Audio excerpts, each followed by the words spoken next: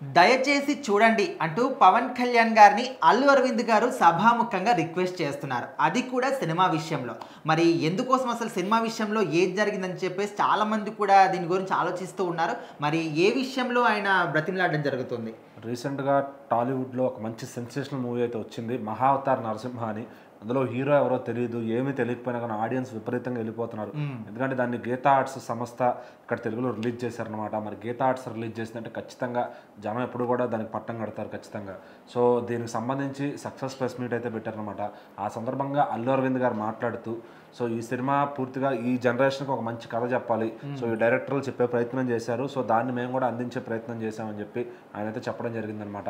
అలాగే ఈ సినిమాలో ఏం తెలుపుతుందంటే దేవుడి పైన అది అమితమైన భక్తి. సో ఇక్కడ విష్ణుమూర్తిని హైలైట్ చేస్తూ తీసిన సినిమా అనమాట. సో అలాంటిది ఒక అమితమైన భక్తిని ఈ జనరేషన్కి పరిచయం చేయాలి, ఒక కథలా చెప్పాలి. సో అది సనాతన ధర్మానికి సంబంధించింది. సో మరి మాకు సనాతన ధర్మం గురించి అంత ఐడియా లేదు. మా కుటుంబంలో కానీ, మా చుట్టాల్లో కానీ, మా బంధువుల్లో కానీ ఎవరికన్నా పవన్ కళ్యాణ్ గారికి బాగా తెలుసు. సో ఆయన కూడా ఈ సినిమాని చూసి ఇంకాస్త ప్రమోట్ చేయాలన్నట్టుగా ఆయన మాట్లాడారనమాట. సో ఎందుకంటే ఆల్రెడీ మన హరిహర వీరమల్లు సినిమాలో ఆయన సనాతన ధర్మాన్ని ఎంకరేజ్ చేస్తూ ఒక మంచి కాన్సెప్ట్ని తీసుకొచ్చారు. సో తర్వాత 'మహావతార్ నరసింహ' కూడా ఒక మంచి విష్ణుమూర్తి గురించి చెప్పే కథ అనమాట. సో పిల్లలందరికీ కూడా చాలా బాగా నచ్చే విధంగా దాన్ని ఒక యానిమేటెడ్గా డిజైన్ చేశారు. సో 3Dలో చూసే వాళ్ళకి ఇంకాస్త మంచి ఎక్స్పీరియన్స్ అయితే ఉంటుందన్నమాట. సో ఆ సినిమాని తీసుకొచ్చినందుకు కానీ అందరూ కూడా చాలా థ్యాంక్స్ చెప్పుకుంటున్నారు ఆ ప్రొడక్షన్కి.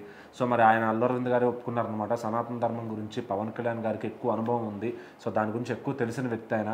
సో ఆయన కూడా చూసి ఆయనకు ఇంకొంతమందిని ఇన్ఫ్లుయెన్స్ చేయగలుగుతారు, ఆయన చెప్తే ఇంకొంతమంది చూస్తారు అనే విధంగా ఆయన అయితే ఆ ప్రమోషన్ కోసం పవన్ కళ్యాణ్ గారు పేరెత్తారని చెప్పుకోవచ్చు.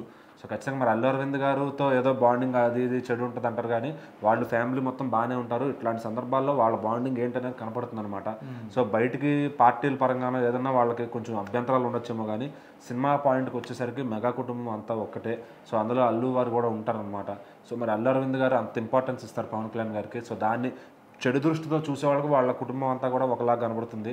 సో మంచి అనుకుని చూసేవాళ్ళకి వాళ్ళ కుటుంబం అంతా ఒకలా కనబడుతుంది అనమాట. సో ఏదైనా ఆయన ఆ విషయం చెప్పడం కూడా అందరూ ఇప్పుడు పవన్ కళ్యాణ్ ఫ్యాన్స్ అంతా కూడా అల్లు అరవింద్ గారు చెప్పిన వీడియోని అందరూ కూడా చాలా బాగా ప్రమోట్ చేస్తున్నారు. అండ్ ఇంకాస్త ఎక్కువ పవన్ కళ్యాణ్ గారి ఫ్యాన్స్ కూడా ఈ సినిమా రీచ్ అయ్యే అవకాశం ఉందన్నమాట.